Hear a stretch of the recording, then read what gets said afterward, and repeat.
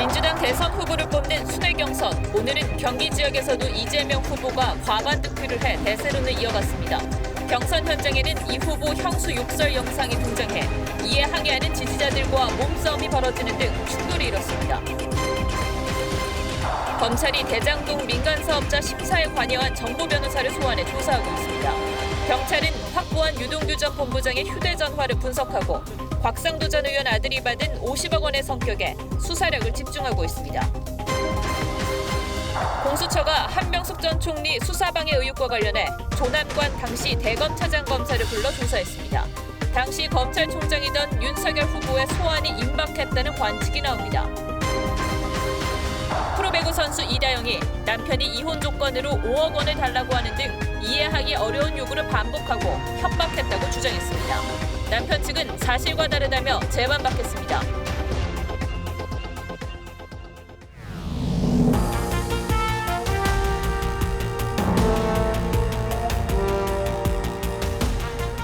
시청자 여러분 안녕하십니까? 뉴스7의 김명우입니다. 더불어민주당 대선 후보 경기 지역 경선에서도 이재명 후보가 압승했습니다. 이 후보는 득표율 59.2%를 얻어 1위를 차지했습니다. 이낙연 후보는 30.5%를 기록하며 2위를 했습니다. 경기 지역은 이재명 후보가 경기지사인 만큼 강세가 예상됐습니다만 이 정도면 대승이라는 평가가 나올 것 같습니다. 대장동 의혹 속에서도 지지층이 더 강하게 결집한 것으로 보입니다. 현장에 나가 있는 취재기자 연결해 자세한 내용 들어보겠습니다. 최지영 기자. 네, 수원 컨벤션 센터에 나와 있습니다. 이재명 후보의 안방격인 경기권에서도 압승을 했군요. 네, 그렇습니다. 경기도지사 신분으로 대선 경선을 뛰고 있는 이재명 후보로서는 이번 경기권 경선 결과가 유독 신경이 쓰였을 텐데요. 이재명 후보는 그 59.29%를 얻어서 과반을 훌쩍 넘겼고요. 역대 본인의 득표로도 가장 높은 득표율을 기록했습니다. 이낙연 후보는 30.52%로 2위, 3위 추미애, 4위 박용진 후보 순이었습니다. 이재명 후보는 대선 본선을 대비한 듯 원팀을 강조했고 이낙연 후보는 이재명 후보가 선출되면 당에 혼란이 올 것이라고 했습니다. 최후 대첩 승리를 위해서 새로운 나라로 나아가기 위해서 우리는 반드시 원팀으로 똘똘 뭉쳐야 합니다.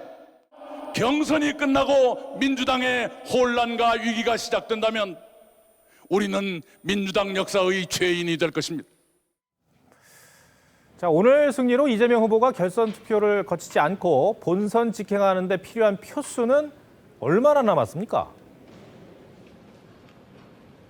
예, 현재까지 이재명, 이낙연 두 후보의 누적 득표수 격차는 23만 표인데요. 지난주 누적 득표수보다 더 벌어진 수치입니다.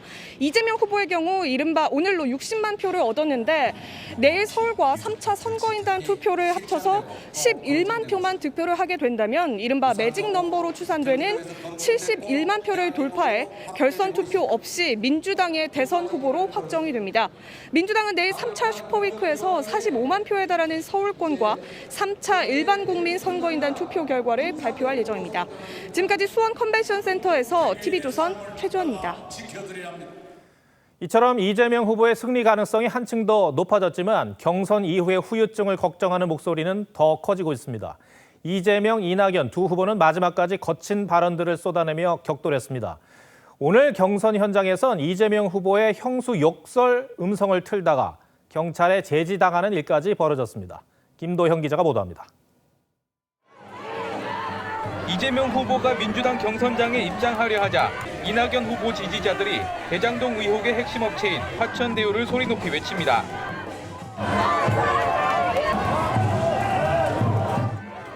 이 후보가 지나가자 경선을 연기하라는 문구가 적힌 피켓을 들어올리기도 합니다. 외곽에선 한 보수단체가 방송 트럭을 동원해 이재명 후보의 형수 욕설 음성을 틀다가 경찰에 제지당하며 오수선했습니다. 화천대유 특검하라! 이재명 후보 지지자들은 이재명을 연호했고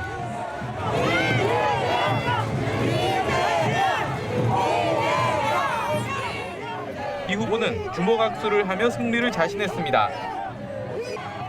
이재명 후보는 SNS에 예상 못한 집값 폭등 때문이라며 문재인 정부의 부동산 실정을 대장동 의혹의 근본 원인으로 꼽았습니다.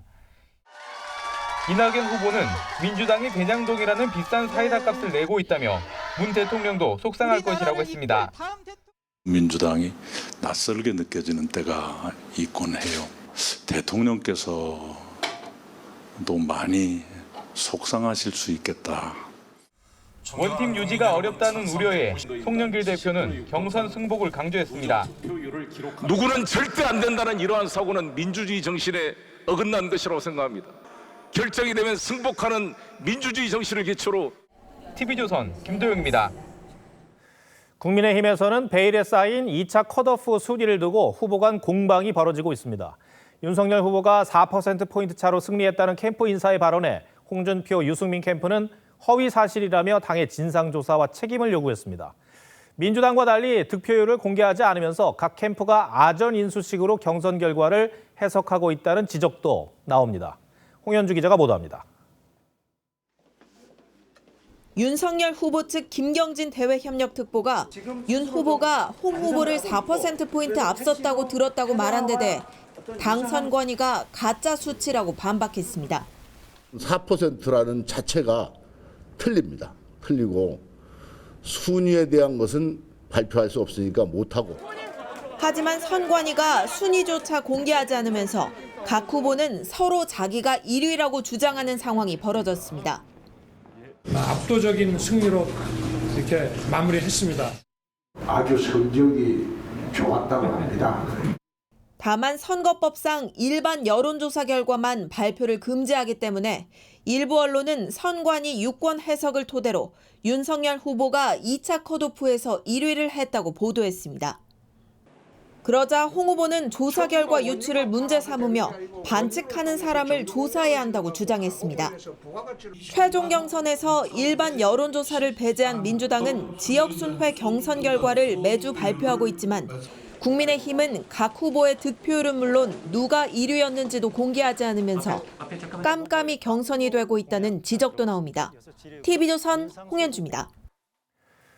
이재명 후보가 며칠 전 대장동 사업을 인근의 다른 개발 사업과 비교하면서 치적이라고 내세운 적이 있습니다. 의왕 백운밸리 사업이 비교 대상이었는데 이 사업에서는 대장동 사업과 달리 공공기관이 한 푼도 못 건져갔다고 한 거죠. 하지만 저희가 취재해보니 이 후보의 발언은 사실과 달랐습니다. 어떤 얘기인지 박지호 기자가 해당 사업을 분석해봤습니다. 이재명 후보는 의왕 백운밸리 개발 사업이 대장동과 비슷한 시기에 시작했고 예정 수익도 비슷했지만 결국 공공은 한 푼도 못 가져갔다고 했습니다. 규모도 비슷했고 예정 수익도 비슷했어요. 비슷했는데 결과가 뭐였냐? 작년에 정산을 해봤더니 140억 적자다. 그래서 한 푼도 못 건졌어요. 하지만 이 주장은 사실과 달랐습니다. 의왕 도시개발 사업의 지분 과반을 가진 의왕도시공사와 고양도시관리공사는 각각 자본금 24억 5천만 원과 5천만 원을 투입해 올해 210억, 4억 2,800만 원씩 배당받았습니다. 민간과 공공이 이익을 5대5로 나누기로 한 사전 협약에 따른 겁니다. 5월 달에 들어오고 1차, 그 다음에 9월 달에 들어오고 210억 정도 됩니다. 네, 추가 배당 받을 것을 이제 기다리고 있는 상황인 거고요. 그렇죠. 내년엔 1,000억 원대 개발 수익도 예상되는데 여기서도 공공이 수익의 절반을 가져가게 됩니다. 초과 이익을 민간이 모두 챙기도록 설계된 대장동 사업과는 완전히 다른 겁니다. 수차관이 그렇게 얘기한 것은 내가 아무리 근거를 찾아봐도 그런 증거가 없는데 보통보다 따르면 적자 났다 할 거 아니야, 우리 시민들은. 지난 2008년부터 7년 동안 경기도가 주관한 5개 민간 합동 개발 사업 가운데 민간의 초과 이익 환수 장치가 없는 사업은 대장동이 유일합니다. 야당은 이 후보가 직접 했다는 설계가 민간의 과도한 이익을 불러왔다며 배임의 책임은 이 후보에게 있다고 지적했습니다. TV조선 박지호입니다. 대장동 개발 특혜 의혹 사건 수사 속보 알아보겠습니다. 검찰은 대장동 민간 사업자 심사의 핵심 역할을 했던 정모 변호사를 오늘 다시 불러 자금 흐름을 살피며 11일 김만배 씨 소환에 대비하는 모습입니다. 1,000억 원을 넘게 배당받고 해외로 도피한 남모 변호사에 대해서는 여권 무효화를 요청했습니다. 경찰도 이 남 변호사 소재를 파악하기 위해 인터폴에 공조 요청을 했습니다. 권현석 기자가 전해드립니다. 수천억 원 규모의 초대형 사업인 대장동 개발. 하지만 민간 사업자 심사에 걸린 시간은 단 하루였습니다. 검찰이 오늘 소환한 정모 변호사는 유동규 별동대로 불리는 성남도시개발공사 전략사업실에 소속돼 대장동 개발 민간 사업자 선정 심사 과정에 참여한 인물입니다.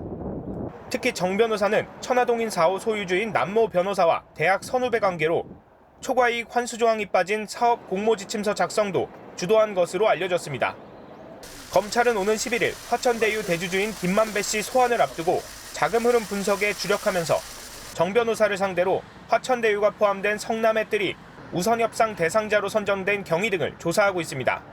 또한 지난 6일 남모 변호사 사무실을 압수수색해 회계장부 등을 확보한 검찰은 관련자들의 계좌 추적을 이어갔습니다. 해외로 도피한 천화동인 4호의 실소유주 남 변호사에 대해서는 검찰이 여권 무효화를 요청하고 경찰도 인터폴과 공조해 남 변호사의 소재 파악에 나섰습니다. TV조선 권영석입니다. 경찰 역시 수사에 속도를 내고 있습니다. 검찰이 찾아내지 못한 유동규 전 본부장의 휴대폰을 경찰이 찾아내면서 분석에 착수했는데 의혹이 불거진 뒤 유 전 본부장이 누구와 접촉했는지 등을 파악하는 데 주력하고 있습니다. 화천대유의 자금 흐름과 곽상도 의원 아들의 50억 퇴직금의 성격도 들여다보고 있습니다. 김태훈 기자가 보도합니다. 곽상도 의원의 아들 곽모 씨가 경찰 청사를 나섭니다.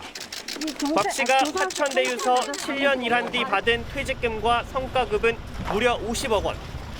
납득하기 어려운 액수에 아버지 곽 의원에 대한 뇌물 의혹으로까지 번진 상태입니다. 5년여 일하고 퇴직금 50억 받았다는 걸 어떤 국민이 납득하겠습니까? 성과급 관련해서 항시 말씀드리고 나왔습니다. 경찰은 7시간 동안 곽 씨를 상대로 고액 퇴직금 수령 경위와 아버지 곽 의원과의 연관성 등을 집중적으로 캐물은 것으로 알려졌습니다.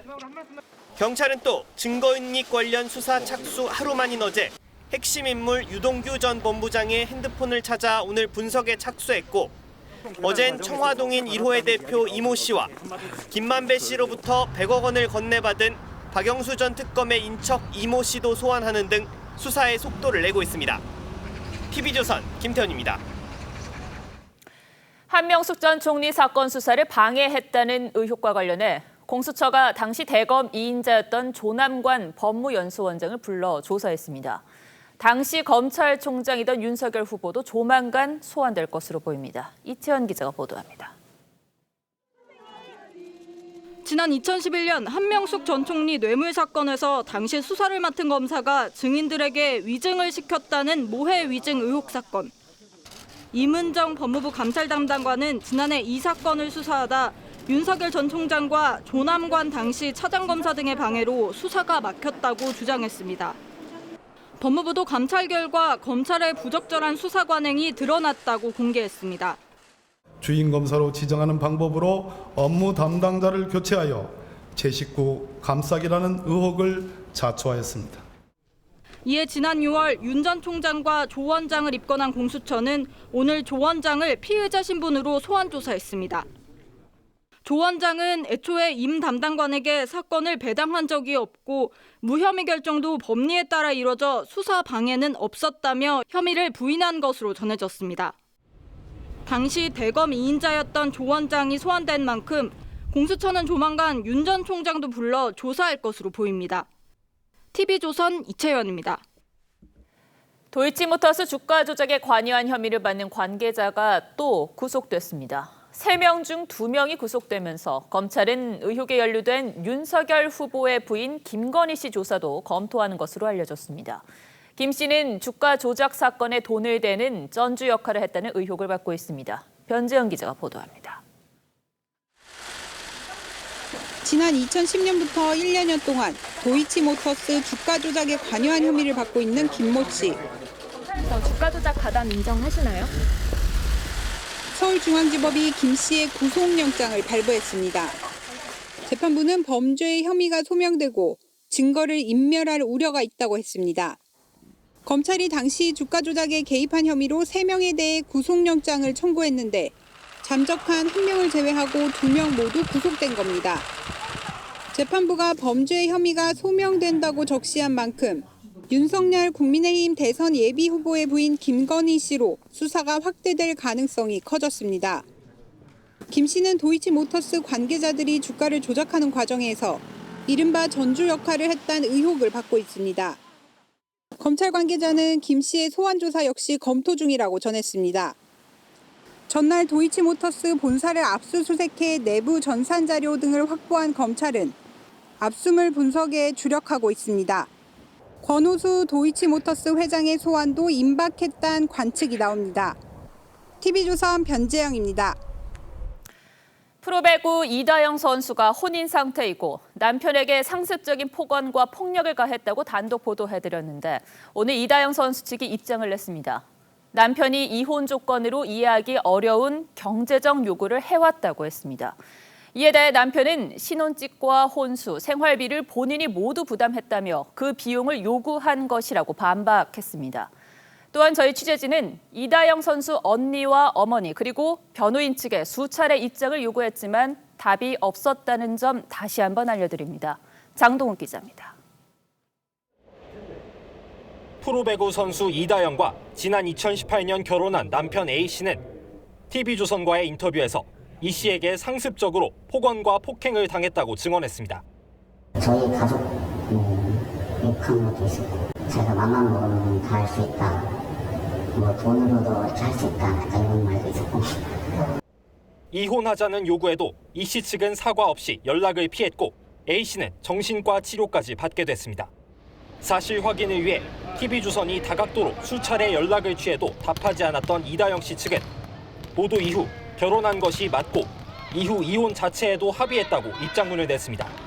하지만 A씨 측이 이혼 조건으로 5억 원을 달라는 등 지나친 경제적 요구를 해왔고 이를 받아들이지 않으면 결혼 사실을 폭로하겠다고 해 이혼이 진행되지 못했다고 주장했습니다. 하지만 이에 대해 A씨는 이혼 협의를 위해 수차례 법률 대리인을 통해 연락했지만 답을 들을 수 없었다고 설명했습니다. 또한 신혼집과 생활비 등을 모두 자신이 부담했기에 당시 생활비를 요구한 것이었다고 반박했습니다. 현재 이다영은 그리스 구단과 계약한 후 출국을 위해 비자 발급을 기다리는 것으로 전해졌습니다. TV조선 장동우입니다. 옥탑방에서 친구 2명과 술을 마시던 대학생이 건물 아래로 떨어져 숨지는 사고가 일어났습니다. 술을 마시던 이들 사이에 고성이 오갔다는 이웃 증언이 나와 경찰은 타살 가능성을 열어두고 수사하고 있습니다. 전정원 기자입니다. 서울 동작구의 한 4층 빌라 옥탑방. 출입문 유리가 깨져 있고 빈 소주병 수십 개가 놓여 있습니다. 사고가 난 것은 지난 1일 밤 11시 반. 24살 A씨는 당시 친구 2명과 술을 마시고 있었던 것으로 전해집니다. A씨는 이곳 4층 높이 옥상에서 추락했고 병원으로 이송됐지만 결국 숨졌습니다. 주민들은 욕설과 고성이 들렸다고 말합니다. 옥신각신하는 소리가 무슨 욕하는 소리 몇 번 좀 들은 것 같고. 출동한 경찰은 현장에 있던 두 친구를 체포한 뒤 구속영장을 신청했지만 검찰은 실족사일 수도 있다며 기각했습니다. 혼자서 떨어질 수도 있잖아요. 그런 걸 좀 더 명확히 하라는 거지. 경찰은 타살 가능성을 두고 보강 수사한 뒤 구속영장 재신청을 검토할 예정입니다. TV조선 전정원입니다.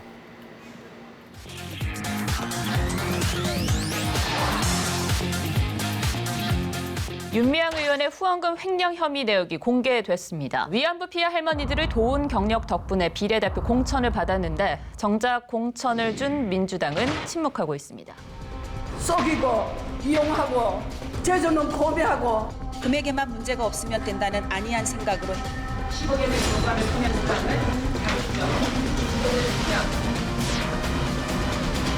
자, 서주민 기자, 공소장을 면밀히 살펴봤을 텐데 이 후원금을 쓴 내역 중에 좀 황당한 곳이 많아요. 공소장 내용을 전반적으로 좀 보면요. 죄명은 8개예요. 예. 죄명은 8개고 이 혐의로 따지면은 6개 혐의인데 공소장이 공개되면서 좀 논란이 된 게 업무상 횡령 부분이죠. 어느 곳이 좀 황당해 보였던 건가요? 공소장이니까 예. 사실은 이건 검찰의 주장이에요.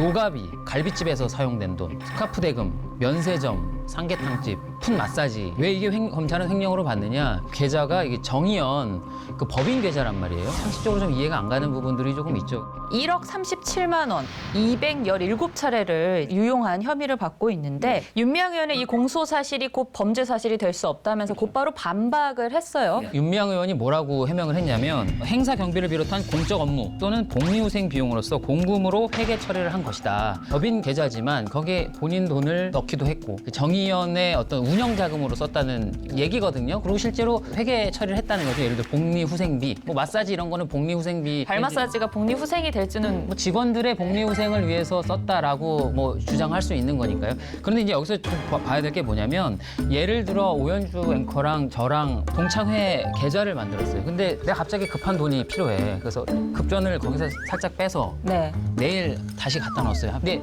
이것도 법리적으로 보면 횡령이 되는 거예요. 게다가 딸 계좌로 들어간 돈, 또 본인의 과태료, 아무리 윤미향 의원 입장에서 생각을 한다고 하더라도 개인적인 용도거든요. 그럼 당연히 횡령의 여지가 있는 거죠. 사실 민주당도 공천 책임으로부터 좀 자유로울 수는 없을 텐데 당시 이해찬 대표도 엄호를 했었기 때문에 신상 털기식 의혹 제기에 굴복해서는 안 되는 일입니다.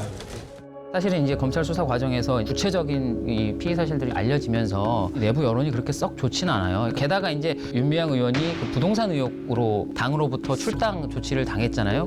민주당 입장에서는 무소속 의원이기 때문에 우리가 무소속 의원에 대한 우리가 입장을 낼 필요가 있어? 라고 하는 거죠. 그거에 대해서 국민의힘이나 정의당은 당연히 민주당을 공격하고 있죠. 실질적으로 왜냐하면 민주당 의원처럼 의정 활동을 하고 있기 때문에. 그렇죠. 사실 법률권으로 활동을 하고 있잖아요. 그렇죠. 8일에 양이원영 의원이 역시 부동산 의혹으로 출당 조치를 당했다가 수사기관에서 무혐의를 받아서 복당이 됐는데, 자 그럼 이제 윤미향 의원의 경우 무혐의를 받을 경우 그럼 이제 그럼 복당해요? 해야 되잖아요. 민주당 관계자를 통해서 좀 알아봤더니 내부 보고서에 윤미향 의원 부동산 의혹이 무혐의를 받을 경우 복당 검토라고 돼 있다는 거예요. 횡령 의혹이 있는 상황에서 다시 복당 조치를 하는 게 논란이 될 수도 있을 것 같아요. 국민의힘에선 의원직을 제명하자는 결의안까지 낸 상황이잖아요. 네. 여기에 동의할 가능성은 좀 민주당이 실권을 갖고 있거든요. 이 제명을 할 수 있느냐 없느냐. 저는 지금처럼 아무런 입장을 내지 않고 그냥 이렇게 시간을 흘려보낼 가능성이 높다고 봐요.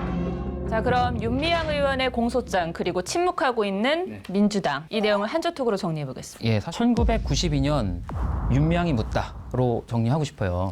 공소장을 보면 이제 윤미향 의원이 어떤 사람인지 좀 소개가 나오거든요. 1992년 처음 이 어떤 위안부 활동을 시작할 때 본인은 뭐 문제가 없다고 주장하지만 이렇게 어떤 도덕적 해이라고 볼 수 있는 이런 일들을 하려고 했었을까 본인에게 다시 한번 물어봤으면 좋겠어요. 예.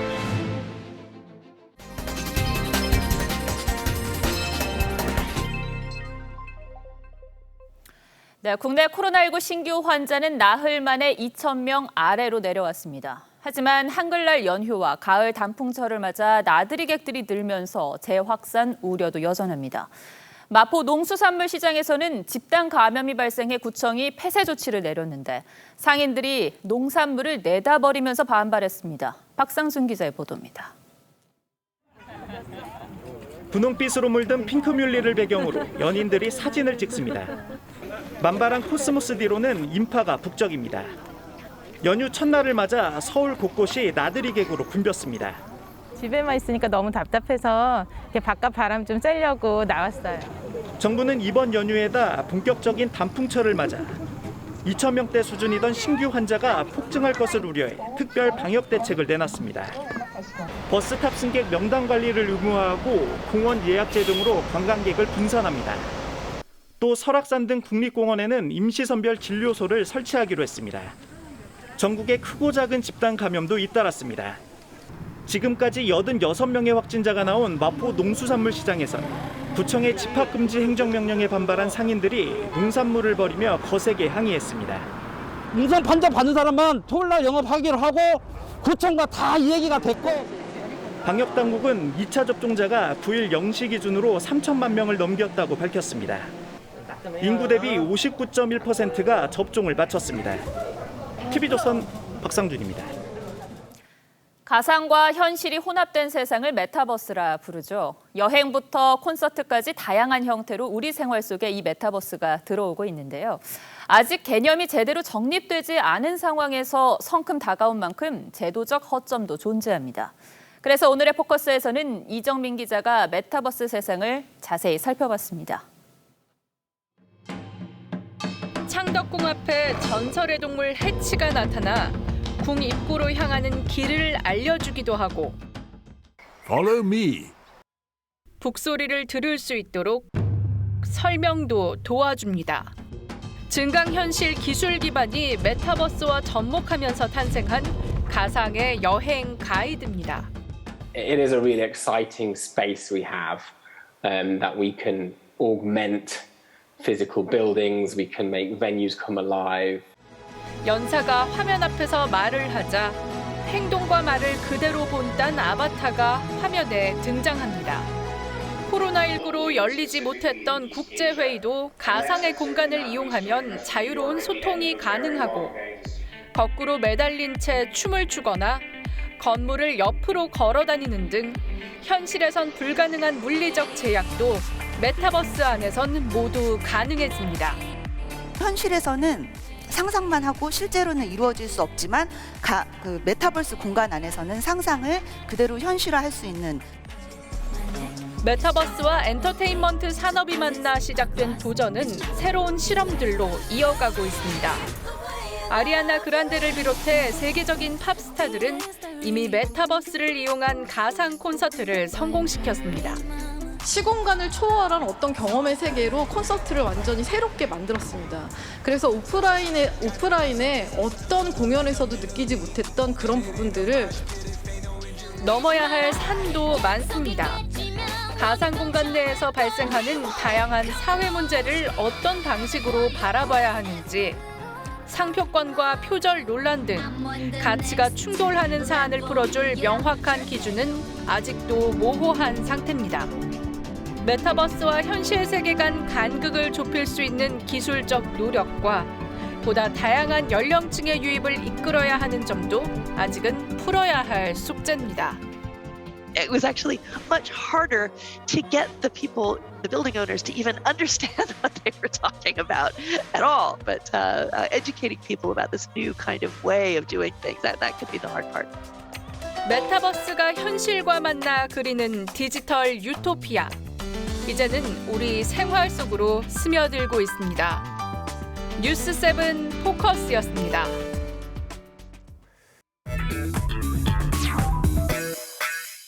뉴스야 시작합니다. 오늘은 정치부 박경준 기자 나와 있습니다. 첫 번째 물음표 볼까요? 첫 번째 물음표는 이재명 변호사 비용은 누가입니다. 네. 이재명 후보의 선거법 위반 변호사 비용이 20억 원대가 된다, 이런 이유로 고발이 돼서 이 사안도 논란이 뜨겁죠. 네, 이 후보는 2018년부터 지난해까지 이어진 재판에서 변호인을 모두 28명이나 설명했는데요. 대형 로펌은 물론 전직 대법관과 헌법재판관, 민변 회장 등 말 그대로 초호화 변호인단을 꾸렸습니다. 상식적으로만 보면 여기에 수십억 원의 돈이 들었을 텐데 이 지사의 신고지사는 크게 변동이 없어서 이 비용을 과연 이 지사가 된 것이 맞냐, 아니면 다른 누군가가 대납한 것이 아니냐, 이런 논란이 불거진 겁니다. 송두환 인권위원장도 헌법재판관 출신인데 이분도 이재명 후보 상고심 변호인단에 이름이 올려져 있었어요. 그런데 송 위원장 인사청문회 때 무료변론 논란이 일었었죠? 예, 지난 8월에 열린 송 위원장의 인사청문회에서는 청탁금지법 위반 논란이 제기됐었는데요. 탄원서에 연명해서 내는 정도다. 청탁금지법에서 규제하는 그 후보님? 행위에 저는 해당되지 않는다고. 예, 이재명 후보 측은 송 변호사의 무료 변론을 민변의 관행이었다고 설명했습니다. 당시 한 시민단체는 고액의 변호사 수임료를 지출한 것으로 추정되는데도 재산이 증가했다면서 이 후보를 청탁금지법 위반으로 고발했고, 민주당 대선 경선 토론에서도 쟁점이 된 바 있습니다. 30명의 호화 변호인단이 도왔던 것으로 알고 있습니다. 이재명 후보 사비로 1억 원 안 되는 돈을 썼다, 이렇게 돼 있는데 그게 맞습니까? 사생활에 관한 것이어서 구체적으로 말씀드리는 것은 적절치 않는 것 같습니다. 1심, 2심, 3심이어서 꽤 많이 들어갔습니다. 예, 이 후보는 이후 직접 SNS에 실재산은 3억 원이 줄었다면서 당내에서 제기된 대납 의혹을 부인한 바 있습니다. 그런데 그제였죠. 한 친문 성향 시민단체가 이재명 후보를 고발을 했잖아요. 어떤 이유에서 고발한 겁니까? 이재명 후보가 변호사 비용으로 A 변호사에게 23억 원을 줬다고 주장하면서 허위 사실 공표 혐의로 고발한 겁니다. 관련 부분 한번 들어보시겠습니다. 잠깐 25억이 뭐라고요? 아니 되게 그 이재명 지사 그거 빼주는 거 그거 좀 잘못하고 그랬잖아요. 그거 네. A 변호사 입장은 들어봤습니까? 예, A 변호사는 현재 이재명 후보 캠프 소속인데 수차례 연락을 해봤지만 닿지 않았습니다. 다만 이 후보 측은 왜곡 음해라며 고발을 철회하지 않으면 법적 조치를 취하겠다는 입장을 취하고 있습니다. 지금. 네, 알겠습니다. 첫 번째 물음표 정리해보죠. 예, 이재명 변호사 비용은 누가의 느낌표는 대선 후보의 사생활로 하겠습니다. 예, 이재명 후보는 그동안 다양한 의혹 제기에 문제될 것이 없다면서도 구체적인 자료는 내지 않는 경우가 많았습니다. 특히 변호사 비용에 대해서는 사생활이라는 이유로 공개를 거부하고 있었는데요. 초호와 변호인단에 엄청난 돈이 들어갔을 것이라는 건 상식적인 주장이고 여기에 공직자의 재산이 어떤 식으로 쓰였는지를 살피는 것 역시 사생활 영역으로 보기는 어려울 겁니다. 논란이 커지는 걸 막는 건 투명한 공개, 그것뿐일 겁니다. 알겠습니다. 두 번째 물음표는 뭡니까? 예, 두 번째 물음표는 윤, 홍, 최종 경선 누가 유리입니다. 네, 저희가 앞서 리포트에서도 소개를 해드렸는데 경선 이제 순위는 비공개이기 때문에 약간 논란이 일기도 하고요. 그렇죠? 근데 최종 후보는 다음 달 5일 선출이 돼요. 2차 컷오프하고 마지막 경선 그 룰이 또 바뀐다면서요? 예, 그렇습니다. 2차 경선에서는 당심 30%, 민심 70%였지만 최종 후보는 당원 투표와 일반 국민 여론조사를 각각 50%씩 합산해서 뽑게 됩니다. 일반 여론조사도 지금까지 했던 적합도 조사 방식이 아니라 민주당 최종 후보와의 경쟁력을 묻는 방식, 그러니까 가상 대결 방식이어서 역선택 가능성도 어느 정도는 줄어들게 됩니다. 그렇게 바뀌면은 누구에게 더 유리해지는 겁니까? 예, 단정적으로 말하기는 어려운데 그래서 최근 5개 여론조사 결과를 경선 룰에 맞춰서 시뮬레이션을 해봤습니다. 먼저 2차 컷오프까지 적용됐던 적합도 조사에서는 홍준표 후보가 31.52%, 윤석열 후보가 28.2%였습니다. 홍 후보가 3%포인트 남짓 앞섭니다. 하지만 먼저 이재명 후보와의 가상 대결 결과를 평균해보면 윤석열 후보가 38.62%, 홍준표 후보가 34.98%로 수치가 달라집니다. 이번에는 윤 후보가 3%포인트 남짓 앞서게 되는 겁니다. 다만 여론조사마다 오차 범위부터 측정 방식까지 여러 부분에서 다르니 단순한 산술 평균이라는 점은 감안하셔야겠습니다. 그러면은 나머지 절반인 50%는 그 당원 투표 결과는 어떻게 추측을 해볼 수 있을까요? 예, 조금 전 설명드렸지만 당원 투표 비율은 30%에서 50%로 늘어나게 되죠. 이번엔 야권 대선 후보 적합도에서 국민의힘 지지 의사를 밝힌 응답자만 살펴봤는데요. 여기서는 윤 후보가 평균 52.04%, 홍 후보가 평균 33.2%였습니다. 차이가 좀 나네요. 예, 이번 2차 컷오프에선 38만 명의 당원에게 투표권이 있었고 다음 달 최종 경선은 지난달 말까지 가입한 신규 당원들까지 포함해 50만 명 이상이 투표권을 행사하게 되는데요. 신규 당원들이 누구를 택할지도 포인트가 될 것으로 보입니다. 그 신규 당원에 젊은 층이 많이 포함되어 있는 것도 변수가 되지 않을까요? 예, 국민의힘에 따르면 이준석 대표 선출 이후 20만 명이 넘는 신규 당원이 가입했다고 하는데요. 이 중 2040 세대의 비율은 절반에 육박하는 것으로 알려졌습니다. 네, 이번 분석에 포함된 여론조사들을 살펴보면 2040 세대의 야권 대선 후보 적합도 평균치는 홍 후보 37.61%, 윤 후보 19.7%였습니다. 그 부분은 홍 후보에게 유리하게 작용할 수도 있겠네요. 네. 두 번째 물음표도 정리해 주시죠. 예. 두 번째 물음표, 윤, 홍 최종 경선 누가 유리의 느낌표는 남은 악재가 변수로 하겠습니다. 예. 윤 후보는 부인의 주가 조작 연루 의혹과 고발 사주 의혹에 대한 수사가 어떻게 흘러갈지 불투명한 상황이죠. 홍 후보는 홍 후보는 조국 수사가 잘못됐다는 취지로 말했다가 거센 역풍을 맞았던 게 당 지지자들의 뇌리에 강하게 박혀 있는 게 부담입니다. 두 후보 모두 남은 악재를 어떻게 털어낼지가 최종 승부의 변수가 될 것으로 보입니다. 네. 박경준 기자 오늘 설명 잘 들었습니다.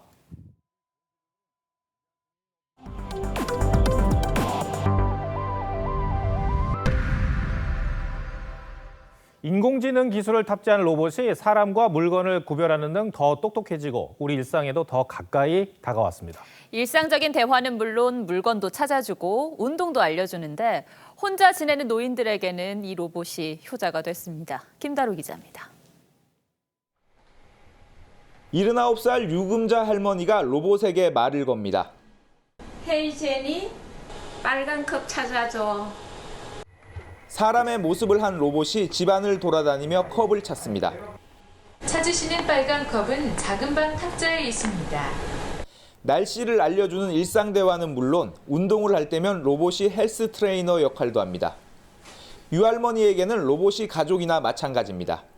독거노인들은 혼자 있으면 말할 상대도 없고 할 일도 없고 제니가 와가지고 이리저리 실험도 하고 얘기도 하고 참 재밌는 실험.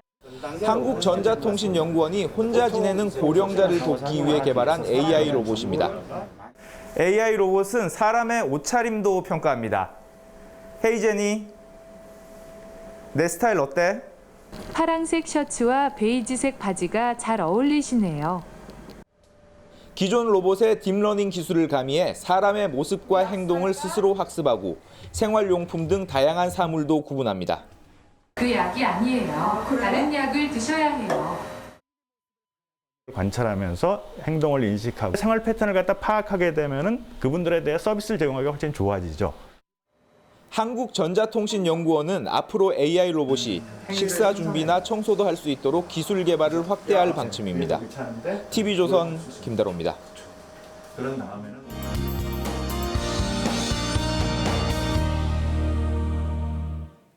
오늘은 비가 쉬어간 곳이 많았는데요. 내일은 전국에 또 비 소식이 있습니다. 낮에 중서부 지역을 시작으로 전국으로 확대되겠고요. 연휴 마지막 날까지 이어지는 곳이 있겠습니다. 수도권과 강원 지역은 비교적 적은 비가 오겠습니다. 다만 그동안 비가 거의 내리지 않았던 남부 지역, 그리고 충청 지역에는 최고 60mm가 예상됩니다. 이 지역에서는 내일 밤부터 모레 새벽 사이 비가 가장 강하게 쏟아지겠고요. 천둥, 번개도 동반되겠습니다. 미리 대비하시는 게 좋겠습니다. 바다에서는 바람이 강하게 불면서 파고가 차츰 높아지겠습니다. 특히 서해, 남해, 제주 해상에서는 풍랑특보도 내려지겠습니다. 비가 그친 뒤 다음 주에는 가을 기온이 짙어지겠습니다. 날이 맑아지겠고요. 아침에는 부쩍 쌀쌀해지겠습니다. 날씨였습니다. 손바닥에 인구망자를 쓸 정도면 수초 동안 손을 잡고 있었어야 될 거 아니에요? 악수를 하지 말라는 정부의 공고를 몰랐거나 어겼거나. 코로나 대응을 따져 물어야 할 국회 복지국감에서 뜬금없이 윤석열 후보가 언급됩니다. 왕자 글씨가 방역수칙 위반이냐는 질의에 대한 답은 정은경 청장 표정에 있어 보입니다. 국토위 국감에서는 강아지 인형이 등장합니다. 얘가 본명이 원래 대동이었어요. 예. 자꾸 이상한 구린내를 풍겨서 제가 이름을 대동으로 이름을 바꿨어요. 문재인 정부 마지막 국감은 이재명 국감, 윤석열 국감이 됐습니다. 대선이 코앞이고 황당한 질의가 낯선 일도 아니지만 이대로 정말 괜찮은지 묻고 싶습니다. 정부의 수행 능력을 감시하는 기본은 지켜야 하지 않겠습니까? 시청해주셔서 고맙습니다.